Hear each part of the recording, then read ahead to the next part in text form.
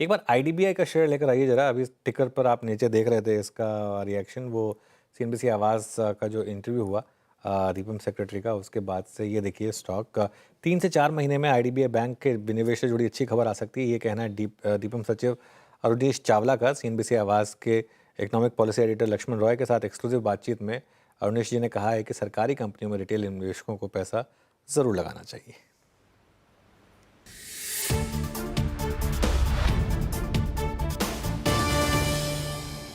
हमारे साथ हैं दीपम के सचिव डॉक्टर अरुणेश चावला। सर आपका स्वागत है हमारे शो में।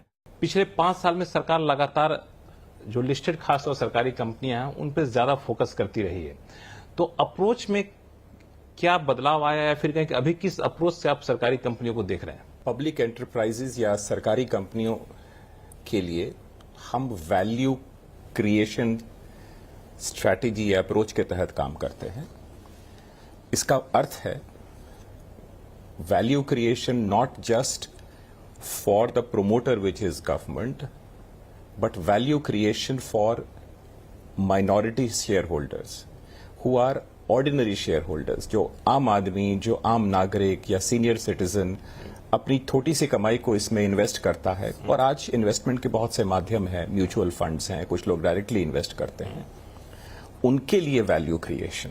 इस फाइनेंशियल ईयर खत्म होने अभी कुछ हफ्ते और बचे हुए हैं और फिर नेक्स्ट फाइनेंशियल ईयर, ऐसे में जब बाजार में इस तरह की गिरावट है तो शेयर वैल्यू के टर्म में थोड़ा सा निवेशकों को निराशा हाथ लग रही है, तो डिविडेंड के मोर्चे पर आपको लगता है कि इससे ज्यादा बेहतर डिविडेंड अगले कारोबारी साल में मिलेगा? बिल्कुल। और जो फिगर आप मेंशन कर रहे हैं वो सिर्फ गवर्नमेंट की डिविडेंड रेवेन्यू है।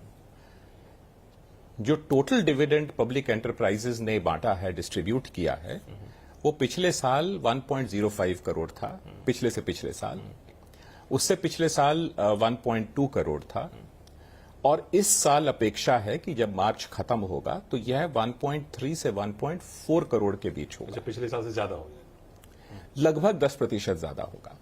और यह तब है जब शेयर मार्केट में करेक्शन हो रही है। तो मेरा सुझाव आम नागरिकों से और शेयर होल्डर से, माइनॉरिटी शेयर होल्डर से, या ऐसे सीनियर सिटीजन्स या आम नागरिक जो अपनी सेविंग्स को म्यूचुअल फंड्स के माध्यम से और म्यूचुअल फंड मैनेजर से, मेरा यह सुझाव होगा कि अपने पोर्टफोलियो का कुछ हिस्सा अवश्य पब्लिक एंटरप्राइज में डालें, क्योंकि वहां पे आपको सस्टेनेबल डिविडेंड रेवेन्यू मिलेगी गवर्नमेंट पॉलिसी के तहत, और मार्केट कितना भी डाउन जाए वो डिविडेंड इनकम आपकी कम नहीं होगी। बिल्कुल, आपने बहुत बड़ी बात कह दी हमारे जो रिटेल निवेशक है खासतौर से उनके लिए। तो इस साल तो आप कह रहे हैं 10% डिविडेंड ज्यादा मिलेगा पिछले साल के मुकाबले, अगले साल कुछ रोड मैप तैयार किया आपने? बिल्कुल, अगले साल 10% और ज्यादा मिलेगा। इस साल से अगले साल 10% और ज्यादा मिलेगी जी। क्या बात करिए, बहुत बड़ी बात आपने कह दी। थोड़ा सा और स्पेसिफिक पूछ लूं आपसे, क्योंकि हमारे दर्शक थोड़े से इन सब चीजों को जानना चाहते हैं। वो है आपको आईडीबीआई बैंक, लंबे समय से आईडीबीआई बैंक की प्रक्रिया चल रही है, अलग अलग खबरें आती रहती हैं, उस पर थोड़ा सा स्थिति क्लियर कर दें कि अभी स्टेटस क्या है और कब तक इसका फाइनेंशियल बिड हम लोग ले आएंगे? देखिए, मैं बहुत स्पेसिफिक तारीख आपको नहीं दे सकता हूं, लेकिन इतना आश्वासन दे सकता हूं कि आईडीबीआई बैंक का डिसइन्वेस्टमेंट ट्रैक पर है, ड्यू डिलिजेंस कर ली गई है, जो भी डेटा इश्यूज थे उनको रिजॉल्व कर लिया गया है, और उसके आगे की कार्रवाई जारी है। आप अगले 3-4 महीने में कुछ ना कुछ खबर अवश्य देखें। तो अगले फाइनेंशियल ईयर के फर्स्ट क्वार्टर में फाइनेंशियल बिड आ जाएगा, इसकी संभावना रखें?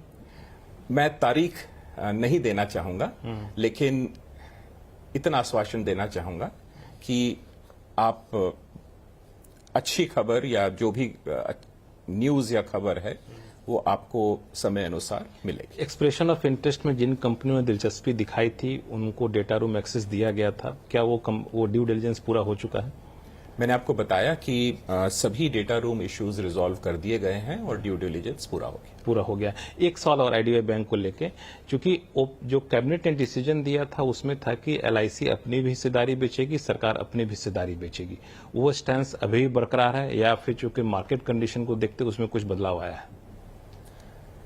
स्टैंड बरकरार है, नीति और निर्णय के अनुसार कार्य तेजी से चल रहा है। तो दोनों स्टेक बेचेंगे साथ में, या फिर हो सकता है LIC बाद में बेचे, सरकार पहले अपनी हिस्सेदारी बेचे? समय आने दीजिए। समय आने दीजिए। चलिए, बहुत ही अच्छा आपने बताया, लेकिन कोई भी आप रिवील करने को तैयार नहीं, लेकिन अच्छी बात है, मार्केट सेंसिटिव चीजें नहीं करना चाहिए। एक सवाल और पूछ लूं, जवाब की अपेक्षा नहीं रखता हूं, फिर भी shipping corporation of India, BML, इन सबको कैबिनेट अप्रूवल दिए बहुत दिन हो गए स्ट्रेटेजिक सेल का, लेकिन कुछ बात आगे बढ़ी नहीं। ये सब प्रोसेस में है। अभी कोई भी स्पेसिफिक कमेंट देना थोड़ा प्रीमेच्योर होगा।